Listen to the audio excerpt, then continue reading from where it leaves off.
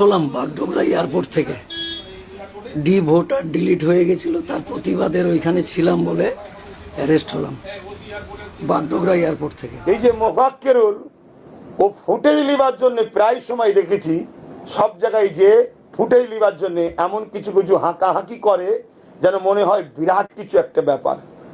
একটু বুঝে রাখা দরকার তোমার পিছনে কে আছে। কিন্তু এই মোফাক্কেরুলও মনে করেছে আমার পিছনে তো দিদি আছে, কারণ দিদির লোক তো, দিদির স্টেজের পাওয়া যাচ্ছে, দিদির নেতা এমএলএ মন্ত্রীদের সঙ্গে পাওয়া যাচ্ছে, দিদির ভোট প্রচারে পাওয়া যায়, এই টিএমসির ভোট প্রচারে পাওয়া যায়, টিএমসির উত্তরীয় লাগিয়ে পাওয়া যায়। তাহলে ভাবছে মমতা বাঁচাবে। আজকে বোঝো এই সরকার তার দলের একটা একটা একটা একটা লোককে কিভাবে নিজের ভাবে জেলে দিচ্ছে বিগত দিন দেখে এখনো জ্ঞান ফিরছে না।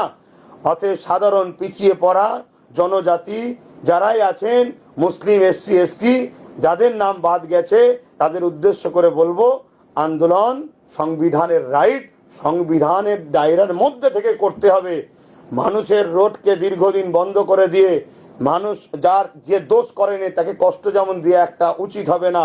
অপরদিকে আপনাকে মাথায় রাখতে হবে এই আন্দোলনের ভিড়ে গিয়ে যারা এই আন্দোলনকে রুখতে চাইছে তাদের লোক ঢুকে গিয়ে কোনো রকম বিশৃঙ্খলা না করে দেয়, সেটাকেও মাথায় রেখে দায়িত্ব নিয়ে আন্দোলনের পথে আগাতে হবে।